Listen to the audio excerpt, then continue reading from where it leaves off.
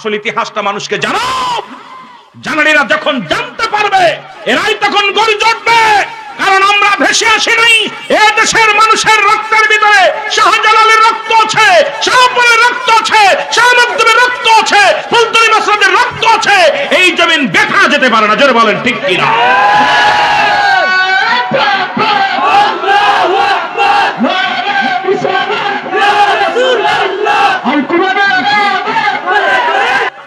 আসলেন কোথায়? আপনার শাহজালাল ইয়ামানি 360 জন আউলিয়া নিয়ে সুরমা নদীর কিনারে আসলেন। ইতিহাস শোনেন। কিনারায় এসে যখন বসলেন, একটা দিন একটা রাত পার হয়ে গেল। সফর সঙ্গীরা সবাই ক্ষুধার্ত অবস্থায় আছে। ওপারে যাবে, এই পারে যখন আসলেন বিশাল জঙ্গল ছিলেন, কাশের জঙ্গল। এই জঙ্গলের মধ্যে বাঘ ভাল্লুক, সিলেটের জমিনে অসংখ্য বাঘ ছিল তখন। এ আলেমরা শোন, চিড়িয়াখানায় যাও বাঘ দেখতে। একসময় সিলেটের জমিনে বাঘ ছিল, ভাল্লুক ছিল, হাতি ছিল, ঘোড়া ছিল, বন জঙ্গলে ভরা ছিল সিলেট জমিন। ঠিক কিনা? ঠিক কিনা? শাহজালালকে দেখে বনের বাঘেরা সালাম দিছে। সুবহানাল্লাহ বলেন না? শাহজালালের কাফেলাকে যখন আসতেছিল তখন নদীর ঘাটে শাহজালালকে দেখে বনের বাঘেরা সিরিয়ালে দাঁড়ায় দাঁড়ায় শাহজালালকে দাঁড়ায় দাঁড়ায় দেখছে। সুবহানাল্লাহ বলেন না? পশু পাখিগুলো দেখছে। শাহজালাল বলছে, এই জমিন ছেড়ে দাও তোমরা, এই জমিনে আবাদ করবে মানুষে, ইনসান বাস করবে, তোমরা না। তোমাদের বিদায়। আস্তে আস্তে করে সমস্ত বাঘগুলো বিদায় নিছে। সুবহানাল্লাহ বলেন না? আরো জোরে বলেন। ইতিহাস জানতে হবে। ইতিহাস না জানলে আমাদের ছোট ছেলেদের এখন ওই ইতিহাস জানাতে হবে। আমরা এখন বেশি কি পড়ছি, হাট্টিমা টিম টিম তারা মাঠে পারে ডিম, তাদের খাড়া দুটো শিং। এই যত বদমাইশি শিখাইতেছি, কথা বুঝেননি? আর বানর থেকে মানুষ হয়েছে কেমনে, মানুষ থেকে বানর হয়েছে কেমনে, এই সমস্ত ভণ্ডামি বাদ দিয়ে আমাদের আউলিয়া একরামের শান আমাদের পাঠ্য বইয়ে আনতে হবে, এদেরকে জানাইতে হবে। যেটা বলেন ঠিক কিনা? এই দাবি কে করবে ভাই? কে করবে? আমরা জাগেরে ধরছে, জাগের দিয়ে বুথ খেতাবো, তাদের ধরছে বুতি, এখন খেতাবো কারে দিয়ে? জোরে কোন ঠিক কিনা? বুদ্ধি ধরছে তাদের। এইবার 360 জন আউলিয়া নিয়ে বসে আছেন। শাহজালাল বলতেছে, আমার সফর সঙ্গীরা ভয়ের কোনো কারণ নাই, রব্বে কারীম একটা ফয়সালা দিবে। শাহজালাল, আল্লাহ পাক ইলহাম নবীদের কাছে আসে, ওহী ওলিদের কাছে আসে ইলহাম। আল্লাহ বলে সূরা ইউনূসের মধ্যে 11 নম্বর পারা 62 নম্বর আয়াত, এ আলেমরা খোল। আল্লাহ বলে, আলা সাবধান, ইন্না নিশ্চয়, আলা ইন্না উদাল্লাহি, আল্লাহর তরফ থেকে যারা ওলি হয়, লা নাই খাউফুন শব্দের অর্থ ভয়, ওয়ালা যদি অবস্থান করে হুম ওদের উপরে হাজানুন, তাদের চিন্তা ভাবনা কিচ্ছু নাই। ঘোষণা কার? আল্লাহর। কার কার? আল্লাহর। কোরআনের নাম কি? সূরা ইউনূস। সূরাটার নাম কি? সূরা ইউনূস 11 নম্বর পারা। কত নম্বর? 11 নম্বর, 62 নম্বর আয়াত। একটু ভালো করে খুলবেন। নামাজের আগে আলা নাই, হজের আগে আলা নাই, জাকাতের আগে আলা নাই, কুরবানির আগে আলা নাই, কিন্তু আল্লাহর মাহবুব বান্দা শাহজালালের বিষয় কোথি যায়, ফুলতুলি মসলাদের বিষয় কোথি যায়, আপনার শাহপুরানের বিষয় বলতে যায়, আউলিয়া একরামের বিষয় বলতে যায়, এখন বলতেছে আলা। এখন আমার দেশের মৌলবীরা কয় কোরআন তাফসীর করলাম, কোথাও তো পীর টির পাইলাম না। আরে বুকার দল, পীর কি কোরআনে পাবি? পীর হলো ফার্সি ভাষা। কি ভাষা? জোরে বলেন কি ভাষা? আরো জোরে বলেন কি ভাষা? লাইন কিন্তু অন্যদিক চলে গেছে, ওয়াজ কিন্তু থুই আইছে যুবকের, মনে আছে? আপনাদের লস হইব, তাড়াতাড়ি কথা বলবেন যাতে করে তাড়াতাড়ি করতে পারি। কারণ আমি তো ওই দেরি করি না আমার ওয়াজ, কারণ 10 মিনিট ওয়াজ করবে 1 ঘন্টা, কারণ সময় বেশি দেওয়া যাবে না। সময় কম কাজ বেশি। জোরে বলেন ঠিক কিনা? সময় কম কাজ বেশি আমার বাবারা। এবার রাসূল কি বলতেছেন? আপনার ইংলিশে বলে গার্জিয়ান, বাংলায় বলে অভিভাবক, ঠিক কিনা? আর আরবিতে বলে মুর্শিদ, পথ প্রদর্শক। এখন কয় কোরআন তো খুঁজলাম কোথাও পাবি না। আরে পাবি কেমনে? আরবি কোরআন আছে আরবিতে, পীর হলো ফার্সি ভাষা, এটা পাবি কেমনে? জোরে বলেন ঠিক কিনা আমার বাবারা। এইবার যেটা বলতেছিলাম, নামাজের আগে আলা নাই, হজের আগে আলা নাই, জাকাতের আগে আলা নাই। এবার মেরকাত সরে মেরকাতে শাহপরান মরে নাই। তোমরা মাজার ভাঙতে চাইছো, মাজার ভাঙবা, ওলি ভাঙতে পারবা না, কারণ নবীজির দলিল শুনে নয়। মেরকাত সরে মেরকাতের 10ম খণ্ড 722 নম্বর পৃষ্ঠা। এ মেরকাত লেখেন, মেরকাত সরে মেরকাতের 10ম খণ্ড 722 নম্বর পৃষ্ঠা। তাফসীরুল বায়ান 5ম খণ্ড 524 নম্বর পৃষ্ঠা। রাসূল বলে, আলা সাবধান, ইন্না নিশ্চয়, আলা ইন্না আউলিয়াল্লাহি আল্লাহর তরফ থেকে যারা ওলি হয় লা ইয়ামুত তাদের মৃত্যু নাই। সুতরাং শাহপরান জিন্দা, শাহজালাল জিন্দা, মুসলমান ফুলতলি মাসরা জিন্দা, ফুলতলি আল্লাহর ওলি উনিও জিন্দা। যত 360 জন আউলিয়া সিলেটের জমিনে আছে আর অসংখ্য ওলি আছে, সবাই জিন্দা। জোরে বলেন ঠিক কিনা? দলিল কার? নবীজির। দলিল কার? নবীজির। জোরে বলেন নবীর দলিল কার? মানবেন? হাদিস না মানলে, নবীর কথা না মানলে আপনি কি ঈমান থাকবে? জোরে ঈমান থাকবে। কোরআন না মানলে ও ঈমান থাকবে। এখন আমার বাবার কথা না, আমিরুল আমিন সিদ্দিকের কথা না, কোরআন হাদিস যা বলে এটা শুনতে হবে। শাহজালাল 2 রাকাত নামাজ পড়লেন। নামাজটা আদায় করে আল্লাহ বললেন, ও বন্ধু, তোমাকে পাঠিয়েছি ইয়ামেন থেকে ইসলামের দাওয়াত দিতে সিলেটের জমিনে। কারণ গোরগোবিন্দর অত্যাচারে অসংখ্য মানুষ অধিষ্ঠ হয়ে গেছে, কষ্টের মধ্যে আছে। যাদের কুরবানি করা নিষেধ, এটা করা কষ্ট, সব আমার আল্লাহ পাক পাঠাইছে আমার শাহজালাল রে। কার? কে পাঠাইছে? জোরে বলেন কে পাঠাইছে? আল্লাহ তাআলা পাঠাইছে। তুমি যাই নামাজটা বিছাইয়ে দাও। এ আলেমরা শোন, যেখানে লঞ্চ ডুবে যায়, এরে যেখানে বড় বড় জাহাজ ডুবে যায়, যেখানে ফেরি ডুবে যায়, সেখানে শাহজালাল ইয়ামেনির জায়নামাজ মুবারকে একজন নয়, দুজন নয়, এই সুরমা নদীর মধ্যে ছেড়ে দিছে। আল্লাহ, আমিও তোমার, নদীও তোমার, পানিও তোমার, দিনও তোমার, তোমার নামে তরি ছেড়ে দিলাম। ছেড়ে দিছে জায়নামাজের মধ্যে একটু পানি ওঠে নাই। একজন নয়, দুজন নয়, 360 জন আউলিয়া এক এক করে পার হয়ে চলে আসছে। সুবহানাল্লাহ বলেন না? কয়জন পার হয়েছে? 360। যে সমস্ত মৌলবীরা শাহপরানের মাজারে বোমা মারছস, যে সমস্ত মৌলবীরা ওলি আল্লাহদের মাজার ভাঙছস, একটা মৌলবী তালডুঙ্গা নিয়ে পার হতে তোদের সাহস কেমনে পারিস? ওই সাগরের মধ্যে লঞ্চ ডুবতে তোরা দুয়া ইউনুস পড়তে পড়তে তোদের মুখে ছাপ পড়তে পড়তে মুখ ব্যথা হয়ে যায়। আর আল্লাহর ওলিরা যাই নামাজে সুরমা নদী পার হয়, তাদের বিরোধিতা করিস, তোদের কলিজায় ভয় লাগে না? কথা কয় না কেন?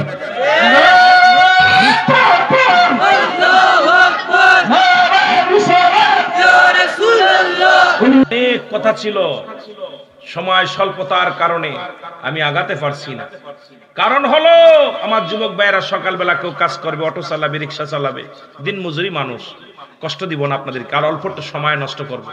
একটা কথা আমি আপনাদেরকে বলে যাই, আপনারা আল্লাহর ওলি আল্লাহগণ কারোর মুখাফেক কিনা? তারা আল্লাহর মুখাফেক। কি জোরে বলেন ঠিক কিনা? আরো জোরে বলেন কার? সুতরাং আপনাদেরকে পায়ে ধরে বলে যায়, অনুরোধ করি, এখনো তাদের আল্লাহর বুখারী শরীফের হাদিস, যারা আল্লাহর ওলিদের বিরোধিতা করে, আল্লাহ রাব্বুল আলামিন তাদের বিরুদ্ধে ডাইরেক্ট অ্যাকশন, জিহাদ ঘোষণা করে। জোরে বলেন ঠিক কিনা? কি ঘোষণা করে? জিহাদ ঘোষণা করে। কিন্তু ভাই, আজ না কাল হোক, আপনার সংসারের মধ্যে আপনি এখন টের পাচ্ছেন, আপনার ছেলে মেয়ের উপর দিয়ে চলবে, আপনার নাতিপুতির উপর দিয়ে চলবে। আল্লাহর ওলিরা বেজার হলে এইটার ফল আপনি পাবেনই। আর আজকে আপনি পাচ্ছেন না, আপনার ছেলের পদে যাবে, আপনার মেয়ের পদে যাবে, আপনার অভিশাপ, এই ওলি আল্লাহর লানত। আপনি ওলি আল্লাহর মুখটা বেজার হলে, ওই যে খালেক মিস্ত্রি শোনেন নাই? খালেক মিস্ত্রির কাহিনী শোনেন নাই? যে যখন পিঠের মধ্যে আঘাত করছে, ওর পিঠের মধ্যে দাগ হয়ে গেছে, পিঠের মধ্যে প্রতিটা বাড়ির দাগ আসছে। এসব ওয়াজ কেমনে করবে? করতে গেলে অনেক কথা এসে যায়, কারণ এই কথাগুলো বলতে গেলে সময়ের ব্যাপার। আমার যুবক ভাইয়েরা, আমি পিছনে চলে যাই। আমার যুবক, আল্লাহর নবীজি বলে, সাহাবীর বাবা গো, মনে আসেনি বাবা? সাহাবীর বাবা, কেন আমারে জানালে না? কেন জানাজা দিলা? এখানে ঘরের মধ্যে দাফন করলাম। বলে, হুজুর, এই যে চিঠিখানা, কাগজখানা পড়ে নবীজি কাঁদতে লাগলেন। জিবরিল আমিন এসে বলে, নবী গো, ইয়া রাসূলুল্লাহ, ইয়া হাবিবাল্লাহ, আপনার যুবক ইসলামকে এত ভালোবাসে, আপনার যুবক আপনাকে এত ভালোবাসে, কোরআনকে এত ভয় পায়, কোরআনকে ভালোবাসে, কবরকে ভয় পায়, জাহান্নামকে ভয় পায়। ইয়া রাসূলুল্লাহ, ইয়া হাবিবাল্লাহ, ওই জাহান্নামের ভয়ে, কারণ জাহান্নামের গায়ে 70টা রশি লাগানো আছে, 70,000 রশি লাগানো আছে। এক একটা রশির মধ্যে 70,000 ফেরেশতা ধরে টানবে। জাহান্নামের গায়ের মধ্যে একটা গাছ লাগানো থাকবে, জাক্কুম নামে কাঁটা যুক্ত গাছ। এই গাছে ধরে ধরে মানুষগুলো গ্রাস করে ফেলবে, খেয়ে ফেলবে। নবী গো, এই ভয়ে আপনার যুবক জীবন দেয়া গেছে, ইজ্জত দেয় নাই। নবী গো, আমার নবী ওখান থেকে উঠে রওনা হয়ে গেল গো। ওই যুবতীর বাড়ি নবীজি বাড়ির সামনে যে দাঁড়াইলেন, যুবতী টের পাইছে নবীজি আসছে। যুবতী ডাকতে বলে, ইয়া রাসূলুল্লাহ, ইয়া হাবিবাল্লাহ, আমি অমুসলিম, আমি মুসলমান নয়। তবে নবী গো, ইসলাম ধর্ম যে জিনা করে না, মুসলমান যে জিনা করে না, মুসলমান যে ব্যভিচার করে না, মুসলমান যে নারী পিপাসিত না, মুসলমান যে নারী সতীত্ব পাহারা দেয়, নবী গো আমি তার প্রমাণ। নবী গো, ইয়া রাসূলুল্লাহ, ইয়া হাবিবাল্লাহ, এত চেষ্টা করেছিলাম আপনার যুবকের সঙ্গে জিনা করব, আপনার যুবককে আমি আলিঙ্গন করব। ইয়া রাসূলুল্লাহ, ইয়া হাবিবাল্লাহ, আপনার যুবক জীবন দিয়ে গেছে, একবার আমার দিকে তাকায় নাই। নবী গো আপনি দয়া করে মায়া করে আমাকে একটু কালেমা পড়ায় দেন, আমি আর মুসলিম থাকতে চাই না, আমি মুসলমান হয়ে যেতে চাই। কারণ মুসলমান নারী সতীত্ব পাহারা দেয়, আর আজকে আমাদের দেশের মৌলবীরা দাড়ি টুপি মাথায় দিয়া পরের বউ নিয়ে ছুটে চলে যায়। আমার দেশের অসংখ্য মৌলবীরা বলৎকার করে মাদ্রাসায়, শত শত বাদান গত মাসে রিপোর্ট দেখেছিলাম, এরে মুসলমান 3 মাসে 916 জন বলৎকার ধরা পড়ছে। এই মাসে আজকের জরিপে দেখলাম মুসলমান 1900, এই বছরের মধ্যে শোনো, গত বছর 1927 জন বলৎকার ধরা পড়ছে মৌলবী, দাড়ি টুপি মাথায় দিয়া এরা পুরুষের সঙ্গে বলৎ করে। সুতরাং এরা ইসলামের মধ্যে পড়ে না, এরা কোন আলেমের ভিতরে পড়ে না, এরা দাড়িওয়ালা টুপিওয়ালা রাখিয়া, এরা আবু জাহেলের খালাতো আবু জাহেলের মুখেও দাড়ি ছিল, ওদের মুখেও দাড়ি আছে। আবু জাহেল টুপি মাথায় দিত, ওরাও টুপি মাথায় দেয়, কারণ এরা রূপ ধরেছে মুসলমান। আমার নবীজি বলে, এই জন্য আল্লাহ বলে, আমিনান নাস, মানুষের মধ্যে না কুলো তারা বলবে আমান্না তুই ঈমান আনছো বিল্লাহি, আল্লাহর প্রতি, অবিলা মিনা কিরাতের প্রতি বিশ্বাস স্থাপন করছে। আমা হুম বিমুমিনিন, আল্লাহ কয় হাবিবরে ওরা মুমিন মুত্তাকিন বলে দাবি করবে। আল্লাহ বলে, হাবিব ওদের জন্য আমি রেখে দিলাম মুইদ্দাতুল কাফিরিন, ওই কাফের বেঈমান মুনাফিকদের জন্য আমি আল্লাহ প্রস্তুতি করে রাখলাম 7টা জাহান্নাম। যে বলৎ করে সে মুসলমান না, যে নারী সতীত্ব নষ্ট করে সে মুসলমান হতে পারে না, যে নারীর হাত ধরে টানাটানি করে সে মুসলমান হতে পারে না, যে বেগানা নারীর পিপাসিত সে মুসলমান হতে পারে না। মুসলমান এই মৌলবী শোন, একটা আয়াতের তাফসীর করতে বলবেন, সেটা হলো ইয়া আইয়ুহাল্লাযীনা আমানু, হে ঈমানদারেরা, বিশ্বাসীরা, আদখুলু ফিস সিলমি কাফা, এই একটা আয়াতের তাফসীর করতে বলবেন মৌলবীদের। এই সিলেটের ভাইরা শোনো, আলেমদের বলবেন এই একটা আয়াতের তাফসীর করো। ইসলাম শব্দের অর্থ, ইসলামের আবিধানিক শাব্দিক অর্থ 80 থেকে 82টা। আমার বাবারা যারা আছেন খেয়াল করবেন, 80 থেকে 82টা। ইসলাম মানে আত্মসমর্পণ, ইসলাম মানে নিজে না খেয়ে অন্যরে খাওয়ানো, ইসলাম মানে নিজে না ঘুমানোর ঘুম পাড়ানো, ইসলাম মানে একত্ববাদ, ইসলাম মানে শান্তি, ইসলাম মানে নিজে না ঘুমানোর ঘুম পাড়ানো, ইসলাম মানে নিজে দুঃখে থেকে অন্যের সুখে রাখা। এই আলেমরা, তাহলে ইসলামের মধ্যে ঢুইকা যদি তুমি নারীবাজি করো, ইসলামের মধ্যে ঢুইকা যদি ঠকবাজি করো, ইসলামের মধ্যে যদি বলৎকার করো, ইসলামের মধ্যে ঢুকে যদি মাজার ভাঙো, ইসলামের মধ্যে ঢুকে যদি শয়তানি কাজ না থাকতে পারো, তুমি কেমন মুসলমান? জোরে বলেন ঠিক কিনা? জোরে বলেন ঠিক কিনা? এই একটা আয়াতের তাফসীর করতে বলবেন। মাওলানাদের বলবেন, হুজুর আপনার এত ওয়াজের দরকার নেই, একটা আয়াতের তাফসীর করেন, বেশি দরকার নাই। এই ইসলামের এই আবিধানিক শাব্দিক অর্থটা বলেন, মৌলবী ধরা পড়ে যাবে। আপনি গীবাত করবেন, নিন্দা করবেন, সম্ভব নয়, কারণ এই আয়াতটাই বলে দেয় ইসলাম, হে ঈমানদার বিশ্বাসীরা। যদি বলতে ইয়া আইয়ুহান নাস, নাস বলেন আল্লাহ, নাস বলে নাই। এই জন্য ওই মানুষের ভিতরে ভেজাল আছে বিলে, ধরেন একটা আমলিক একটা বিএনপি, মানুষের ভিতরে ভেজাল আছে, এই জন্য আল্লাহ কয় নাস বলেন। আল্লাহ বলছে ঈমানদার, ওর মধ্যে মানুষের মধ্যে একদল আছে আমার দলের লোক, আর আমার দলের লোক যারা, এরা দুনিয়ার মধ্যে ফাহিশা কাজে লিপ্ত হবে না কোনোদিন তারা। জোরে বলেন ঠিক কিনা? আরো জোরে বলেন ঠিক কিনা? এর দুর্নীতির ওই জাকরায় বসে জাহির করে জ্ঞান, কলম দিয়া কামাই টাকা, কলম দিয়া কামাই টাকা, আবার ধরে সাধুর ভানোরা, শিক্ষিত শয়তানোরা, শিক্ষিত শয়তানোরা। একটু জোরে জোরে বলা যাবে না? ওরা শিক্ষিত শয়তান, ওরা হলো জাতির নাকি মহামারী মহাতন, ফাইলে কলম ঠাকাইয়া চালায় ওরা নির্যাতন। ঠিক কিনা, ঠিক কিনা? ওরা হলো জাতির নাকি মহামারী মাহাতন। ফাইলে কলম ঠাকাইয়া চালায় ওরা নির্যাতন। ঘুষের টাকায় ওদের ভুড়ি, ঘুষের টাকায় ওদের ভুড়ি করে যে টান টান। ওরা শিক্ষিত শয়তান, ওরা শিক্ষিত শয়তান, ওরা আরো জোরে বলেন, ওরা শিক্ষিত শয়তান, ওরা। আবার স্কুল কলেজের দিকটা ভাই দেখো না চোখ মেলিয়া, মেয়েরা সবাই ছাড়িয়া এত শুধু প্রেম লইয়া। ঠিক না? আবার স্কুল কলেজের দিকটা ভাই দেখো না চোখ মেলিয়া, ছেলেরা সবাই ছাড়িয়া এত শুধু প্রেম লইয়া। অস্ত্র যে তার সঙ্গের সাথী, অস্ত্র যে তার সঙ্গের সাথী, ওই দেশে মস্তান। ওরা শিক্ষিত শয়তান, ওরা শিক্ষিত শয়তান, ওরা এর দুর্নীতির ওই আকড়ায় বসে জাহির করে জ্ঞান। বলো, দুর্নীতির ওই আকড়ায় বসে জাহির এর কলম দিয়া কামাই টাকা, কলম দিয়া কামাই টাকা, আবার ধরে সাধুর ভান। ওরা শিক্ষিত শয়তান, ওরা শিক্ষিত শয়তান, ওরা শিক্ষিত শয়তান, ওরা শিক্ষিত শয়তান। এবার কিরাম বুঝলাম? পাশে কথা কয় না কেন? হাই হাই, স্কুলে সারা জীবন খাতা কলম টানছি, এইবার দেখি খালি পিস্তল, ড্যাগার, রামদা। ছাত্র ক্যাম্পাস থেকে যদি তিরাক মারে, এদেরকে আমরা বিশ্ববিদ্যালয়ে পড়তে দিছি, আর আমরা খাতা কলম টানতে টানতে ঘাড়ে কড়া পড়ে গেছে। আর এই বদমাইশ গুলো বাবার টাকা নষ্ট কইরা ড্যাগার কিনছে, পিস্তল কিনছে, রামদা কিনছে।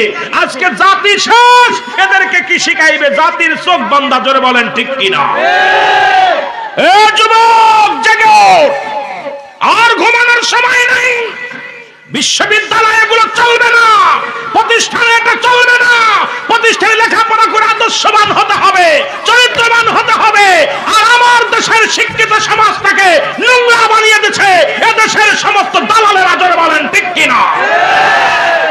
এই দালালেরা নোংরা বানিয়ে দিচ্ছে।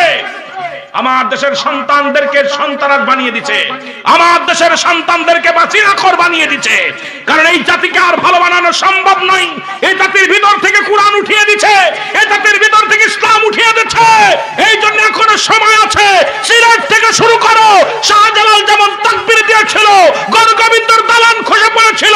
শাহজালাল যখন আযান দিয়েছিল, গণগোবিন্দর পেশাব ভেঙে পড়েছিল। আবার এখান থেকে গর্জন মারো, গোটা বিশ্বকে জানিয়ে দাও ইসলাম আছে, থাকবে, ছিল, থাকবে, আছে। যে বলেন ঠিক কিনা?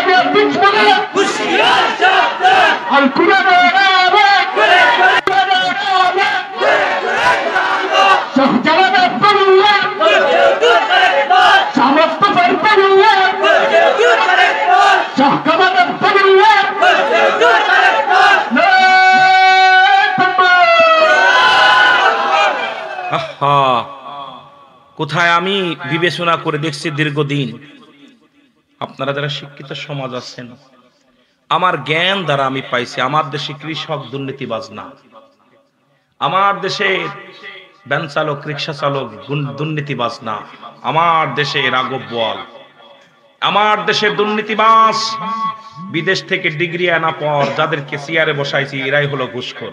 জোরে বলেন ঠিক কিনা? বিদেশ থেকে পিএইচডি করায় যাদেরকে চেয়ার দিছি তারাই হলো সুদখোর। জোরে বলেন ঠিক কিনা? বিদেশ থেকে পিএইচডি ডক্টরি করে এসে যারা অপারেশন করে না টাকার কাছে বিক্রি হয়ে গেছে। এই জন্য আমার বিবেচনায় দেখেছি আমার দেশের কৃষক, আমার দেশের ভ্যান চালক, আমার দেশের রিক্সা চালক, আমার দেশের দিনমজুরি মানুষ দুর্নীতিবাজ না। আমার দেশে 90 আপনার প্রায় 99% শিক্ষিত সমাজে দুর্নীতি। জোরে বলেন ঠিক কিনা? কারণ আমরা সেই সুশিক্ষায় শিক্ষা দিতে পারি নাই, জাতিকে সুশিক্ষায় শিক্ষা দিতে পারি নাই। এই জন্য আমি দাবি করব আপনাদের কাছে যে সিলেট জেলা পবিত্র জেলা, আমরা বলি শাহজালালের পুণ্যভূমি।